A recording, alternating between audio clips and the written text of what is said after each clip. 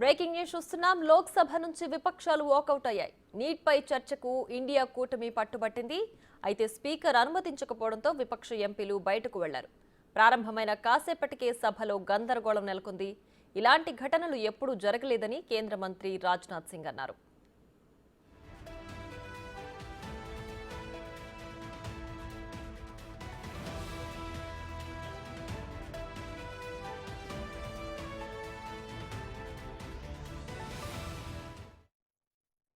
NEET पे एक दिन का डिस्कशन हो, काफ़ी ज़रूरी मामला है।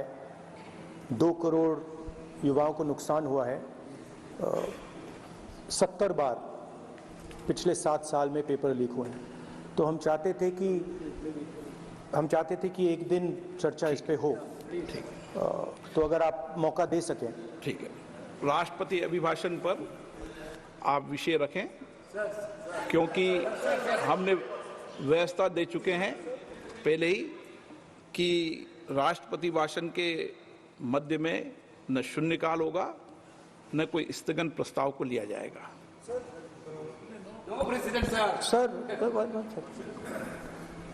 प्रेसिडेंट तो अध्यक्ष बनाता है, वही प्रेसिडेंट होते हैं वेणुगोपाल जी।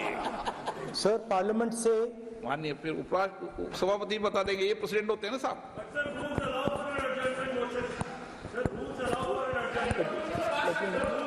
रूल के बाद भी अध्यक्ष निर्देश होते हैं ना वकील साहब। चलिए, आपको बोलने दे रहे हैं आपके नेता लोग, आपको बोलने दे रहे हैं लोग। सर पार्लियामेंट से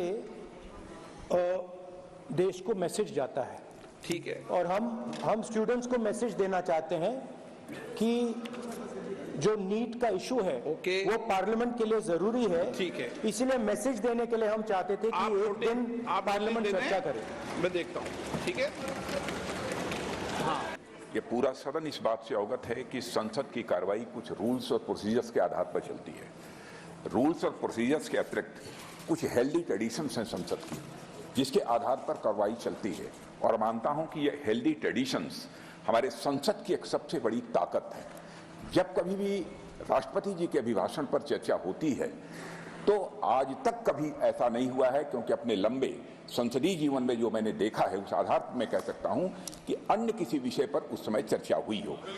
इसलिए मैं अपने सभी सम्मानित विपक्ष के सदस्यों से भी आग्रह करना चाहता हूं, आप जिस विषय पर चर्चा करना चाहते हो आप चर्चा करें, लेकिन एक बार राष्ट्रपति से संबंधित जो धन्यवाद प्रस्ताव है उसको संसद में पारित करने के बाद ही करें। यह मेरा सभी से विनम्र अनुरोध है। सर मैं राजनाथ सिंह जी की बात से सहमत हूं।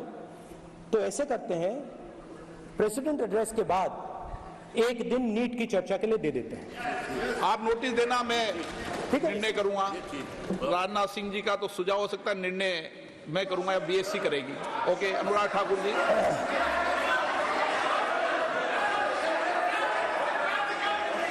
माननीय अध्यक्ष महोदय, आप नोटिस दे दें। मैं प्रस्ताव करता हूं कि राष्ट्रपति की सेवा। అంతకుముందు పార్లమెంటు ప్రాంగణంలో విపక్ష ఎంపీలు ఆందోళన చేపట్టారు. కేంద్ర దర్యాప్తు సంస్థలైన సిబిఐ, ఈడీలను బీజేపీ ప్రభుత్వం దుర్వినియోగం చేస్తోందని ఆరోపించారు. ఈ కార్యక్రమంలో కాంగ్రెస్ అగ్రనేత రాహుల్ గాంధీ కూడా పాల్గొన్నారు. ప్రభుత్వానికి వ్యతిరేకంగా నినాదాలు చేశారు.